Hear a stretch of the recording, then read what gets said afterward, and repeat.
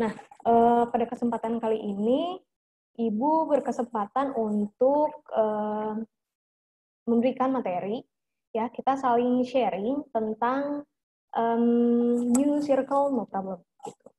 Nah, sebenarnya kalau dikerucutkan itu, gimana sih caranya kita bergaul yang baik gitu ya di lingkungan baru. Nah, sebelum masuk ke next slide, ada sedikit prolog bahwa hubungan pertemanan itu adalah suatu hubungan yang paling rewarding gitu. Nah, kenapa dikatakan paling rewarding? Karena kita berteman itu tanpa adanya paksaan. Jadi tidak ada yang mengharuskan kita untuk berteman gitu. Tapi sekarang sebenarnya apa sih dan seberapa banyak teman yang apa ya yang harus kita punya gitu? Yang harus kita butuhkan itu berapa banyak teman gitu. Dan apa saja sih yang dapat mempengaruhi jumlah dan kualitas pertemanan kita gitu. Nah, next slide. Nah, di sini ada dari teori Robin Huber, ini salah seorang psikolog dari Universitas Oxford ya. Di sini dikatakan bahwa setiap orang itu hanya bisa menjaga 150 teman aja gitu. Nah, tapi di sini ada beberapa kategori nih, ada 4 lapisan. Ada 150. Nah, 150 itu jumlah atau hubungan pertemanan yang bermakna gitu, yang sanggup kamu jaga gitu.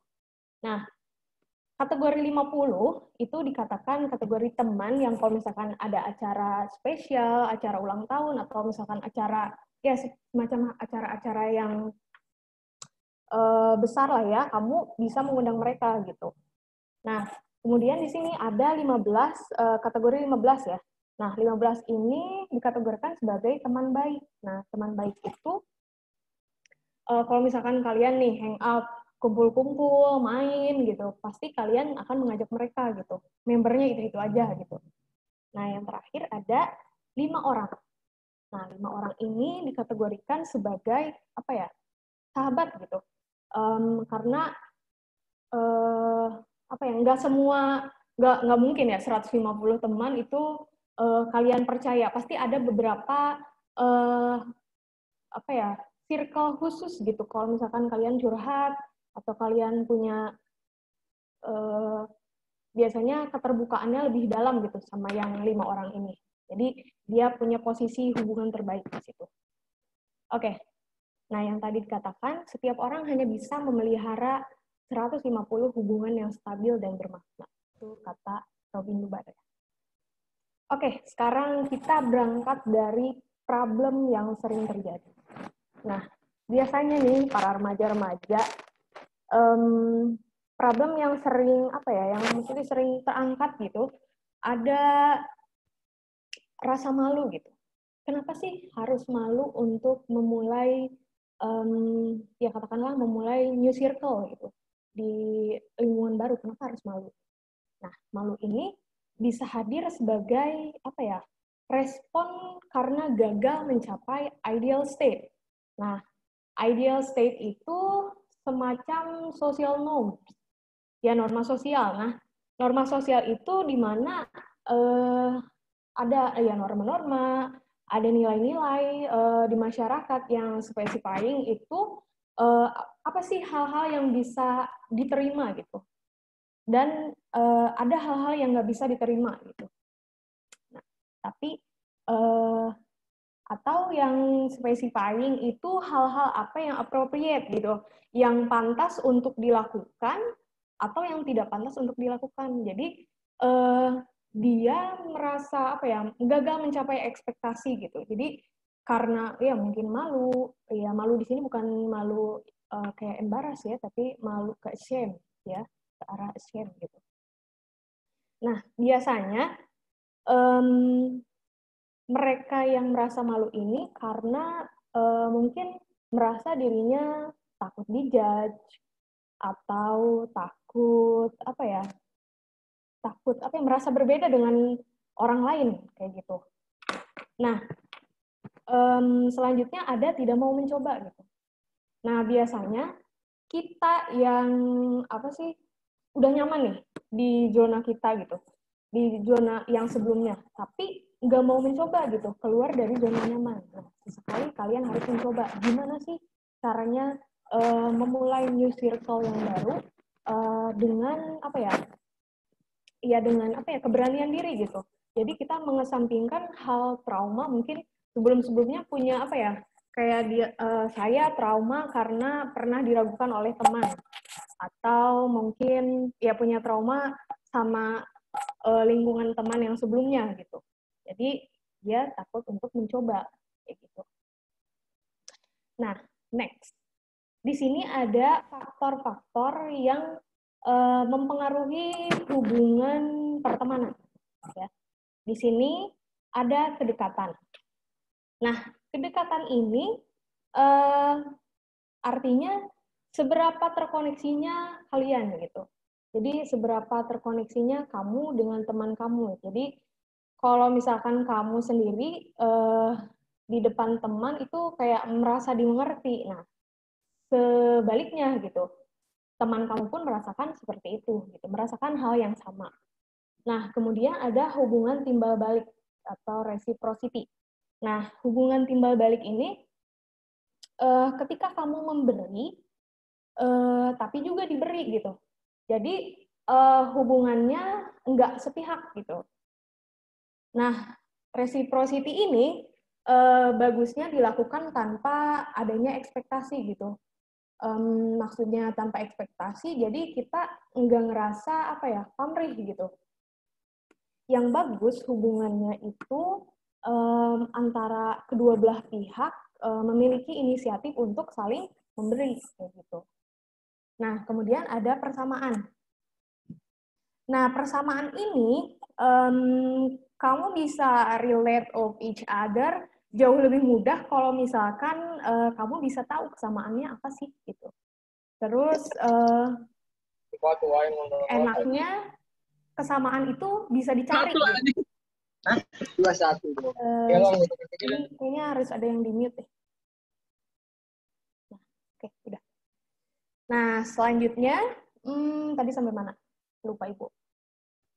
Nah, tadi ya, enaknya kesamaan itu bisa dicari. Jadi, ketika kamu making new friends, itu coba teliti ketika kamu bercakap dengan teman kamu, itu ada hal yang bisa apa ya menjadi erat kaitannya antara kamu dengan teman kamu.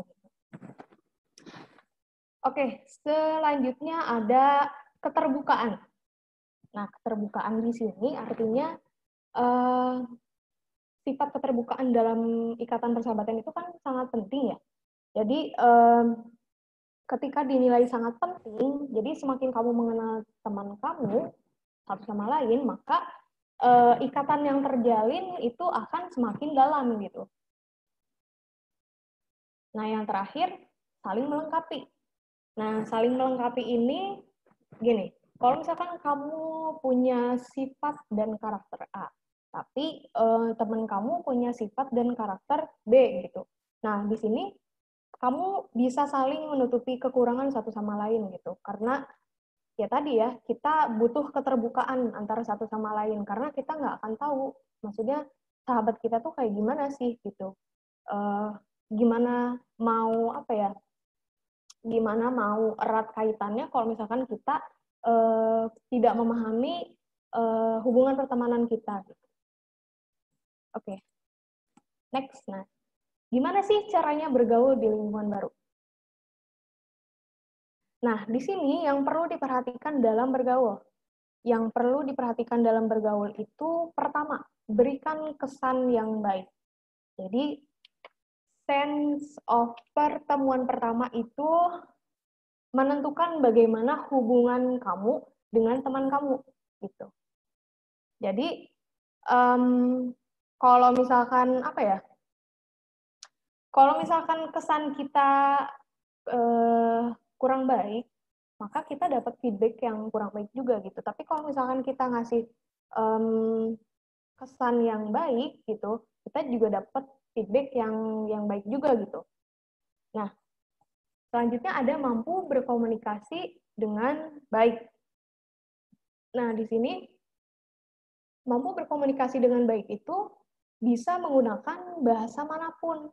Tapi ya maksudnya bahasa manapun itu mau bahasa daerah atau bahasa manapun yang tidak lupa dengan etika gitu. Jadi ketika kita berbicara itu tidak terlepas dengan etika. Nah, tapi yang perlu digarisbawahi, mampu berkomunikasi dengan baik itu bukan hanya cerdas dalam public speaking ya, tapi bagaimana kita berbicara dengan orang yang lebih tua gitu. Selanjutnya tentang memahami orang lain. Nah, ini adalah PR yang sangat besar karena tidak semua orang itu bisa mendengarkan dan memahami gitu. Biasanya kalau misalkan kita mendengarkan teman kita gitu, kan suka ada ya yang mencela. Nah, misalkan tiba-tiba teman kalian lagi curhat, terus tiba-tiba dipotong gitu. Itu enggak banget ya, jangan gitu. Karena itu bisa hubungan pertemanan kalian bisa rusak gitu hanya karena hal seperti itu gitu. Nah, memahami orang lain di sini kita selain belajar mendengarkan untuk memahami, tapi di sini juga ya jangan hanya kita menanggapi aja gitu, tapi kita juga belajar gitu. Gimana sih lawan bicara kita atau gimana sih sifat teman kita gitu. Jadi sambil menyelami kepribadian teman kamu juga ya. Nah, selanjutnya yang terakhir, bergaul membawa niat baik. Nah, kalau misalkan kita ceritanya kita mau masuk nih ke circle yang katakanlah negatif gitu. Hawa-hawanya itu hawa-hawa yang ya isinya setan semua gitu ya. Nah, kamu ada di dalam situ itu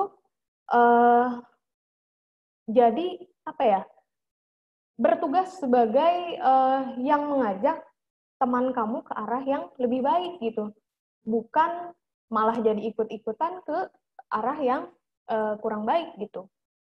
Nah, di sini memang pondasinya harus kuat gitu, karena jangan sampai ketika kamu ingin merubah misalkan kamu join ke circle itu, ntar malah ke bawah-bawah gitu kamunya sendiri kayak gitu. Nah, di sini ada kutipan dari Karina Negara ya, karena bagus banget sih kalau kata Ibu.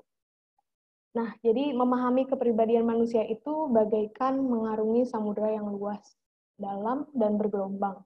Banyak misteri, namun ketika sudah mengenal dan memegang kendali, kita akan bisa berlayar dengan lancar sampai ke tujuan. Jadi, ketika kita sudah mengenal, maka akan ada proses memahami gitu.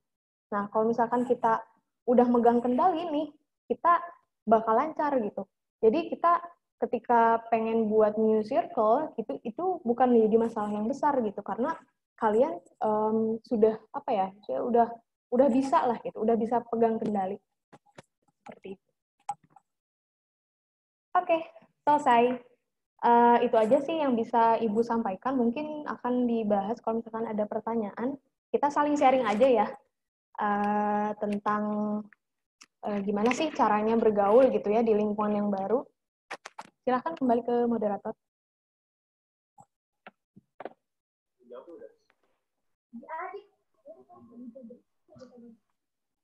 Nah, oke. Selanjutnya kita bakal masuk ke sesi tanya jawab ya. Saya akan membacakan pertanyaan-pertanyaan yang sudah masuk ke Instagram PP Update.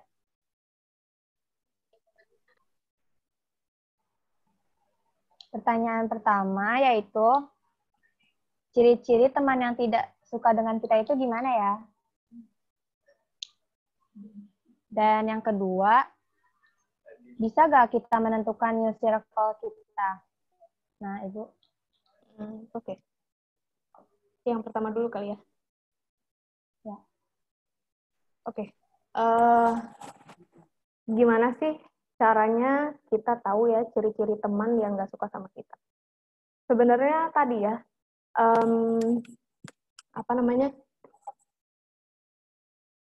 memahami orang lain gitu. Jadi di sini ketika kita belajar buat memahami, ya kita juga harus tahu gerak-gerik.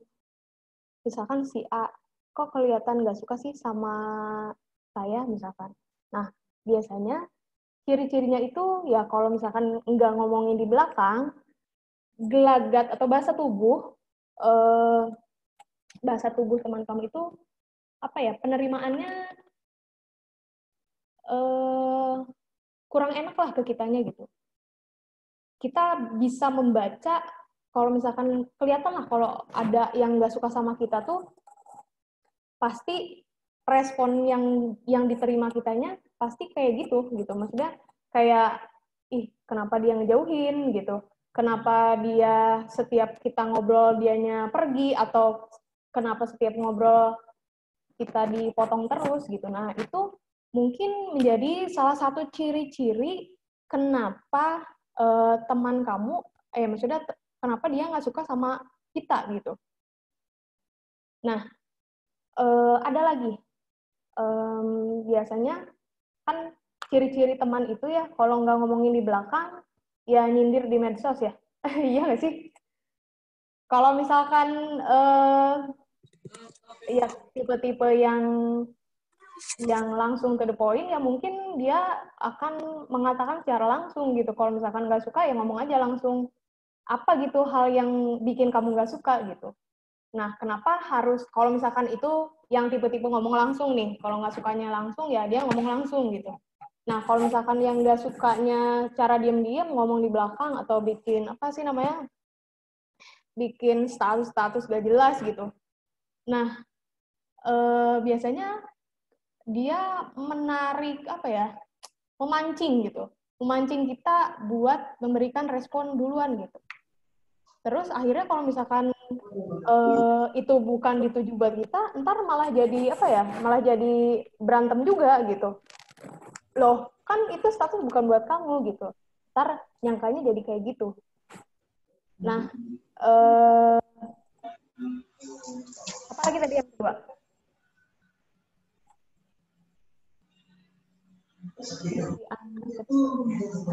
Pertanyaan keduanya itu, Yang kedua bisa nggak kita menentukan new circle kita? Oke. Bisa nggak kita menentukan new circle kita? Sangat bisa banget. Karena lingkungan itu amat sangat mempengaruhi. Jadi, kalau kita ada di lingkaran yang kalau misalkan kamu pengen masuk ke lingkaran yang positif, maka kamu akan terbawa hal-hal yang positif. Tapi kalau misalkan kamu menentukan kamu ingin ke apa ya, circle yang negatif, berarti ya nggak jauh-jauh gitu, pasti isinya kayak ya isinya negatif semua gitu. Kayak apa ya, perilaku yang ya maksudnya nggak seharusnya lah ya, tapi kamu pengen masuk ke circle itu gitu. Nah, sekarang balik lagi, tujuan kamu pengen punya apa ya, circle yang kayak gimana sih gitu. Tujuan kamu pengen punya apa, lingkaran pertemanan itu seperti apa gitu. Jadi balik lagi ke diri kamu sendiri gitu. Tujuan kamu punya apa ya, punya teman itu untuk apa gitu. Kayak gitu mungkin. Ada lagi, Glo? Ada Ibu, satu lagi. Bagaimana mengakhiri pertemanan dengan baik, atau itu baik atau tidak baik, Bu? Gimana? Ulangi lagi. Jadi, bagaimana mengakhiri pertemanan dengan baik-baik? Sebenarnya mengakhiri pertemanan itu baik atau tidak ya? Gitu.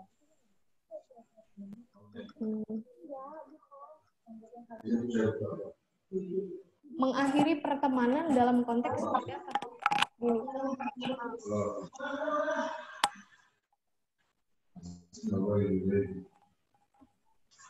Belum. Ya. Dalam konteks apa katanya?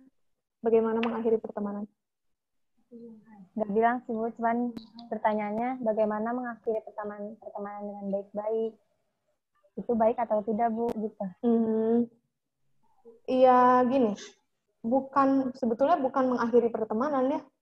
kalau kamu punya pacar sih nggak apa-apa mengakhiri hubungan pacaran gitu. Tapi kalau teman itu sebenarnya bukan, kurang tepat kalau di apa ya, pakai kata mengakhiri. Jangan mengakhiri ya. Tapi ketika kamu ada di lingkungan itu, ya maksudnya di circle itu, kamu pengen keluar gitu kan maksudnya, kayaknya gitu. Nah, nggak masalah kalau misalkan itu terbaik buat kamu gitu.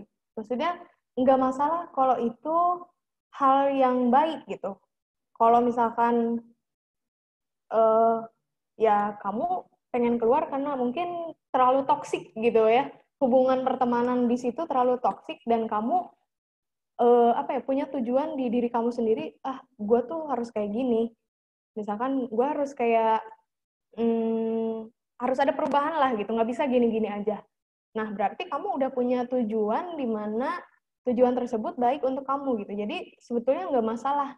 Tapi bukan mengakhiri pertemanan, kamu di situ masih berteman gitu sama si orang itu, cuma mengurangi intensitas bertemu, bermain. Kan kita tuh pasti punya tipe-tipe pertemanan. Ada tipe pertemanan main ya, kalau tipe-tipe main, tipe-tipe development, sorry. Nah, kayak misalkan ngerjain tugas sama siapa, terus kalau main sama siapa gitu, terus kalau ngegibah sama siapa, pasti ada itu, yakin banget. Jadi kalau misalkan tujuannya baik sih, itu nggak masalah menurut itu. Oke, ada lagi? Nah, bagi teman-teman sekalian ada yang ingin bertanya, mungkin bisa langsung aja.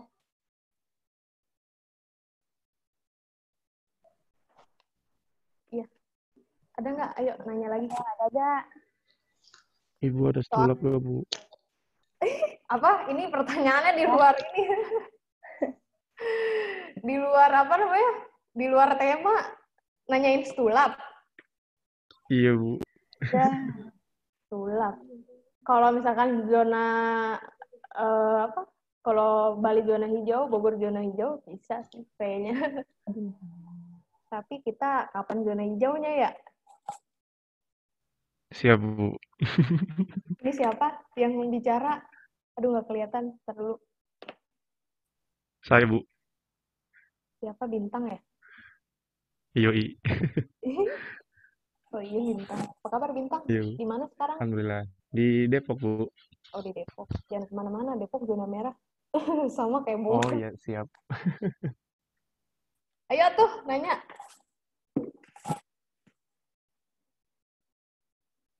Atau share, apa ya, sharing tentang pengalaman gitu.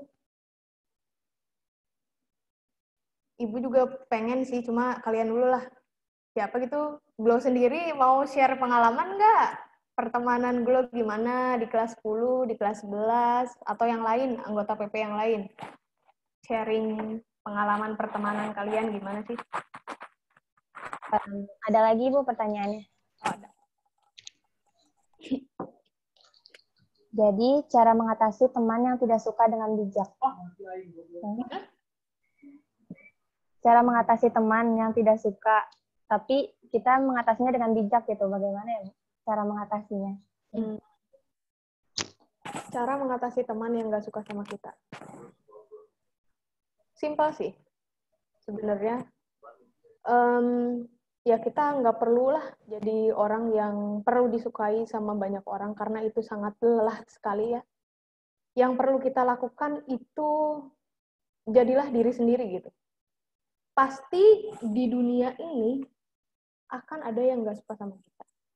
Dan it's okay gitu, nggak apa-apa. Maksudnya, karena kita ya maksudnya dilahirkan sebagai orang yang ya maksudnya tidak sempurna gitu. Pasti akan ada aja orang yang nggak suka sama kita gitu. Kalau misalkan kamu apa ya, terlalu mendengarkan mungkin apa ya, kata-kata orang yang kurang mengenakan gitu, dia kayaknya nggak suka sama kita, terus kamu ngeladenin gitu. Iya, kalau misalkan dianya mau, maksudnya dianya apa ya, dianya saling memberikan respon yang sama gitu. Misalkan kamu ngingetin nih, kalau misalkan kamu nggak suka sama aku, ngomong dong, misalkan gitu. Kan sebenarnya kalau misalkan ada masalah itu kan lebih baik diobrolin gitu ya. Apa sih di mana nggak sukanya, terus apa sih penyebabnya gitu. Nggak mungkin orang tiba-tiba nggak suka gitu. Pasti ada sebab dan akibat gitu. Orang pasti adalah orang yang nggak suka sama kita, cuma kita jangan terlalu fokus ke orang yang nggak suka sama kita. Karena nanti takutnya malah jadi jadi kamu mau berkarya atau kamu mau menjadi diri sendiri jadi terhalang gitu karena kamu terlalu memikirkan orang yang nggak suka sama kita, buat apa gitu. Kayak gitu. Jadi cara ngatasinnya ya kalau misalkan orang tersebut mau ngerespon kita ya silahkan diobrolin baik-baik. Tanya, apa sih sebenarnya yang bikin kamu nggak suka sama aku gitu misalkan. Kalau aku itu kayaknya terlalu ini banget ya kalau di Bogor. Kalau di Tasik mah aku teh bahasa sehari-hari gitu. Kalau misalkan di Bogor mah nyebut aku kamu teh baper ya, bener nggak? Kan kayak gitu. Apa gimana? Belum. Ya. Bahasa kan enggak ya. Ada lagi nggak? Ada lagi nih. Kalau orang itu nggak suka sama kita, terang-terangan gimana, Bu? Ya udah hadapin aja. Kenapa kalau misalkan nggak suka ya udah ya ngobrolin. Tadi balik lagi ya kita obrolin aja. Maksudnya apa sih yang nggak disukanya gitu? Apakah aku terlalu toksik buat kamu gitu? Misalkan gitu. Apa sih gitu? Hubungan pertemanan apa? Harapan seperti apa yang kamu mau gitu? Jadi nggak cuma ya terang-terangan aja kita bilang gak suka gini gitu. Tapi ya kita juga harus fokus ke solusi. Jadi nggak cuma mengutarakan nggak suka terus isinya nggak suka gitu. Tahu gitu, dia nggak suka sama kita, cuma ya kita juga harus fokus ke penyelesaiannya. Gitu. Tapi lebih bagus sih yang terang-terangan daripada yang di belakang, bener nggak? Bu. Nah. Oke, teman-teman, yang lain ada yang mau bertanya lagi? Kalian Sabtu ini sangat produktif sekali ya. Saya mau nanya, Ibu. Siapa? Oh, Ojan. Mana tuh Ojan? Pengen lihat Ibu, rambutnya gondrong ya.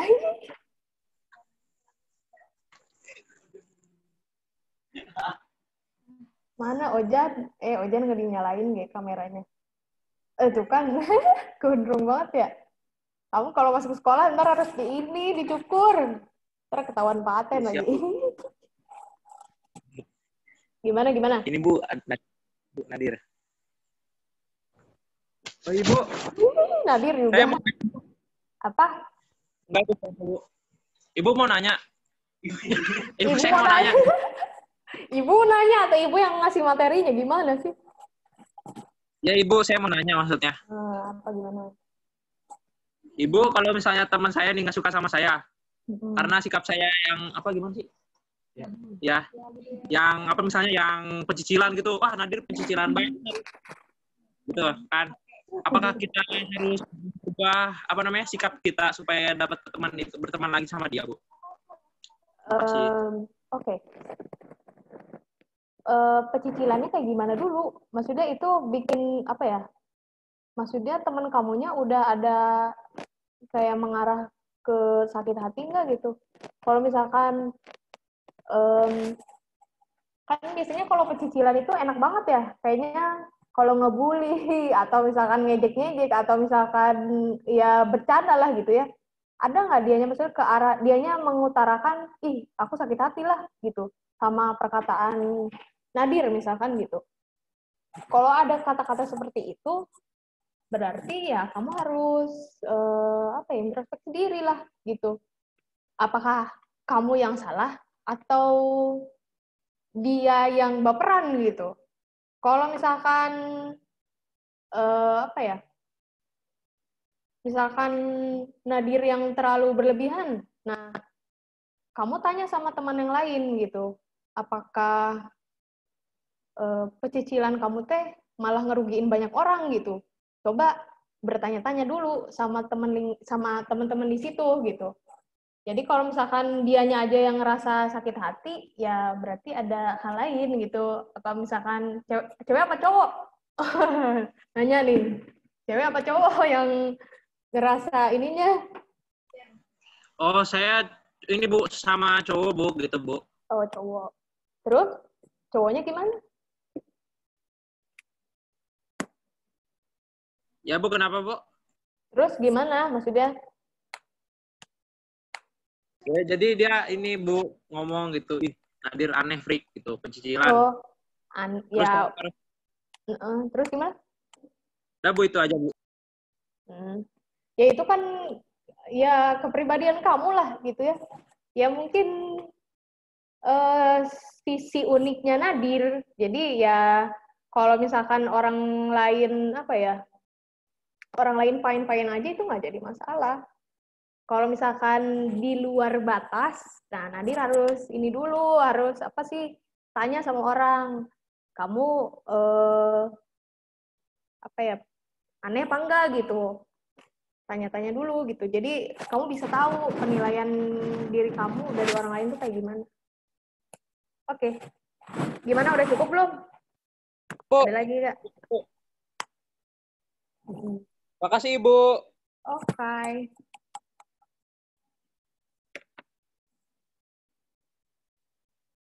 Oke, jadi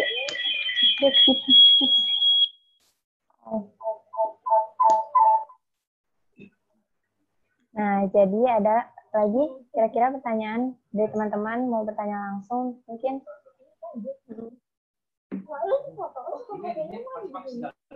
Atau mau saling sharing pengalaman? Ya, mungkin ada pengalaman dengan temannya.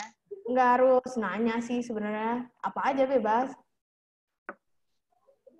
Misalnya pengen cerita boleh.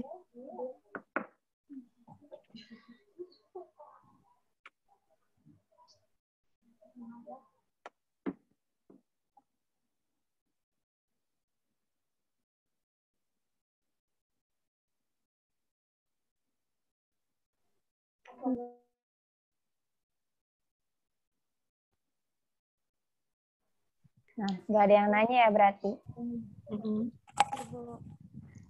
Oke. Selanjutnya kita tiba di penghujung acara. Dapat disimpulkan dari materi yang sudah disampaikan Ibu Rani bahwa ada 4 tingkatan persahabatan dari 150 orang ke 50 orang sampai 5 orang. Problem yang sering terjadi dalam mulai ini seperti malu dan tidak mau mencoba. Adapun faktor yang mempengaruhi hubungan pertemanan seperti kedekatan, keterbukaan, saling melengkapi, hubungan timbal balik, persamaan.